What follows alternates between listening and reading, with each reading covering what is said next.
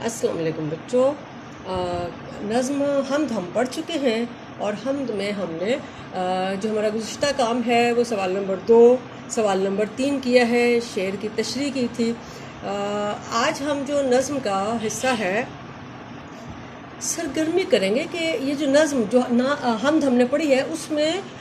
شاعر نے اللہ تعالیٰ کی بنائی کن کن چیزوں کا ذکر کیا ہے، موسموں کا ذکر کیا ہے، موسم کون کون سے ہیں وہ بتائیے، اللہ تعالیٰ نے کون کون سی چیزیں پیدا کی ہیں دن اور رات میں،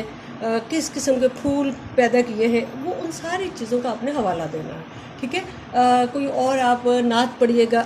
حمد پڑھیے گا، آپ کی جو پچھلی کتاب تھی اردو کی اس میں جو آپ نے حمد پڑھی تھی، یا کسی بھی اور چھوٹی بہن بھائی کی کتاب میں سے، بڑی باجی کی کتاب میں سے، اس کے کوئی سے بھی 2 خوبصورت سے شعر جو ہے وہ آپ نے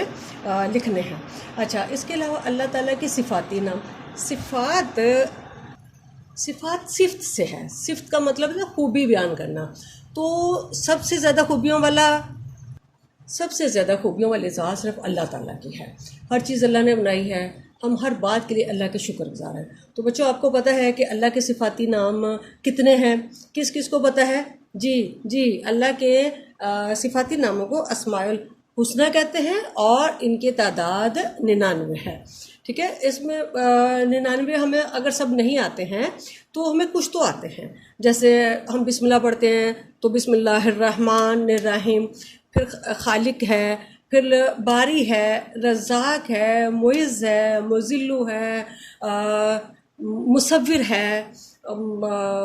ظاہر ہے، باطن ہے، اول ہے، آخر ہے، تو اللہ تعالیٰ کے بے حساب بے شمار نام ہیں، ٹھیک ہے۔ آپ نے کیا کرنا ہے کہ آپ کا جو کام ہے، جیسے الرحمن